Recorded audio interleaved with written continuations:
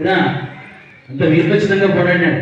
చాలా మంది చంపేసి, చాలా మంది శత్రువులు చంపి అది శత్రువుల చేతిలో చనిపడదు. ఎంత ఎంత బాధాకరం కదా అప్పుడు.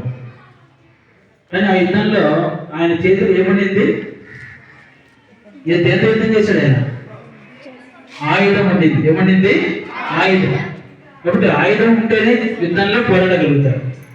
ఆయుధం లేదనుకోండి యుద్ధంలో పోరాడాలి కదా. అంటే ఏం అవసరం కదా?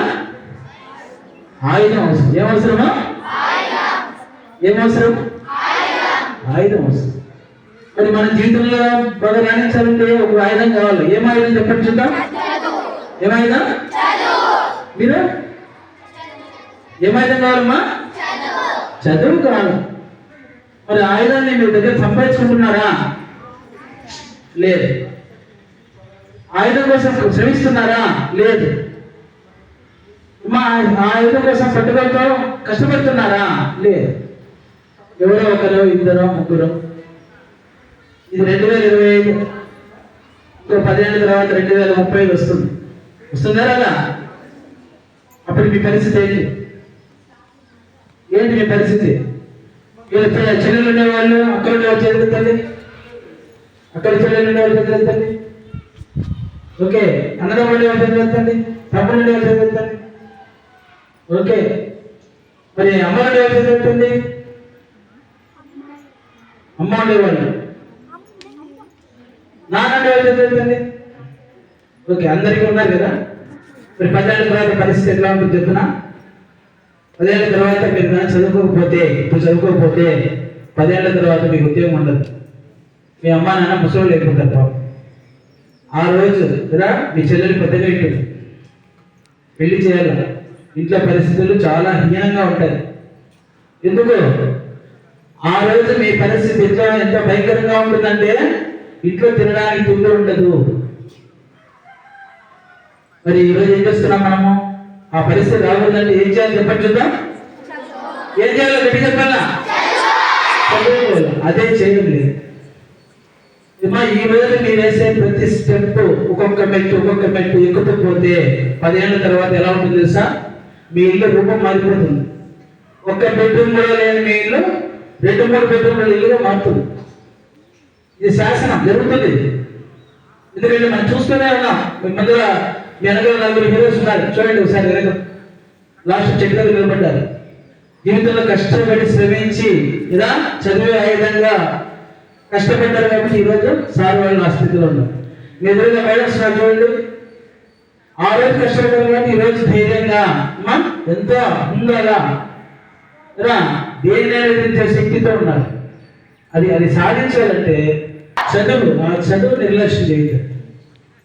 ఎక్కే ప్రతి మెట్టు జాగ్రత్తగా ఎక్కాల. 6వ క్లాస్ ఒక మెట్టు, 7వ క్లాస్ ఒక మెట్టు, 8వ క్లాస్ ఒక మెట్టు. ఆ ప్రతి మెట్టు మీద కాలు జాగ్రత్తగా మోపితే 10వ మెట్టు మీ చేతిలో మంచి ఉజ్వల భవిష్యత్తు ఉంటుంది. దాన్ని చేరుకోవడానికి ప్రయత్నం చేయాలి. ఒకేసారి 10వ మెట్టు పోతామంటే కుదరదు. ప్రతి మెట్టు కూడా ఇంపార్టెంట్. అందుకే 6వ క్లాస్ ఉండేవాళ్ళు 6వ క్లాస్, 7వ క్లాస్ ఉండేవాళ్ళు 7వ క్లాస్, 8వ క్లాస్ ఉండేవాళ్ళు 8వ క్లాస్, అట్లా ప్రతి క్లాస్ ఉండే వాళ్ళు, ముఖ్యంగా 10వ క్లాస్ వాళ్ళు ఈరోజు కష్టపడకపోతే భవిష్యత్తే లేదు మీకు. మీ పక్కనే ఫ్రెండ్ కారు వేసుకొని హ్యాపీగా తల్లిదండ్రులు తీసుకొని పోతుంటే మీరు గిన్నె పట్టుకొని ఆకలి అవుతాంది, ఎవరైనా 1000 రూపాయలు ఇస్తే మేలు, అన్నం లేదు, అయ్యో మా చెల్లెకి పెళ్లి చేయలేకపోతున్నాం, మా తమ్ముడు చదువుకోలేకపోతున్నాం అని బాధపడే రోజు రాకూడదు. దాని కదా మా ఉపాధ్యాయులు కష్టపడేది ప్రతిరోజు. దాని కదా మా మేడమ్స్ కష్టపడేది ప్రతిరోజు. వాళ్ళు నిరంతరం శ్రమించేది నీకోసమే కదా. వాళ్ళు కదా నిజమైన హీరోలు. క్లాస్ పెట్టాలి హీరోస్. అలాంటి హీరోస్ ఉన్నటువంటి ఈ పాఠశాలలో మనం చదువుకోకపోతే నా భవిష్యత్తు ఎలా ఉంటుంది? ఒక్క సెకండ్ ఆలోచించండి. అది 10 ఏళ్ళ తర్వాత ఎలా ఉండాలో మీకు ఈరోజు నిర్ణయించుకోండి. రాసుకోండి, చెప్పాను ఇంకా రాసుకోండి. 10 ఏళ్ళ తర్వాత నేను డాక్టర్ అవుతాను, ఇంజనీర్ అవుతాను, టీచర్ అవుతాను, పోలీస్ అవుతాను, గొప్ప వ్యాపారవేత్త అవుతాను, బిజినెస్ లో రాణిస్తాను, గొప్ప బిజినెస్ పెట్టుకుంటాను. ఇది ఏదో ఒక లక్ష్యం ఉండాలి. లక్ష్యం వైపు అడుగులు వెళ్తే పడాలి. Okay, all the best for your future. బాగా కష్టపడండి. విద్యని ఆయుధంగా తీసుకోండి. ఆ విద్యను మనం జాగ్రత్తగా ఆయుధాన్ని మనం బాగా చదివితే ఈరోజు భవిష్యత్తు ఉంటుంది.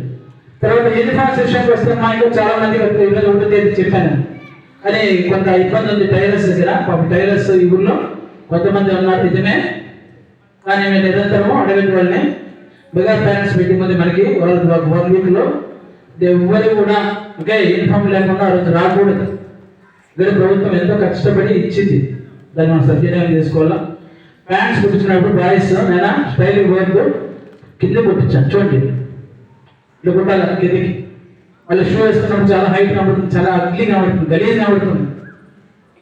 సో అటు ఏంటండి కొంచెం పొడి కుట్టించి పని కావాలంటే మర్చిపోండి, పర్వాలేదు. పొడి ఎక్కువైతే షూస్ లేకపోతే మట్టిలో దొరుకుతాయి కాబట్టి కొద్దిగా ఫోల్డ్ చేసుకోవచ్చు. సో అది most important. Okay, all the best.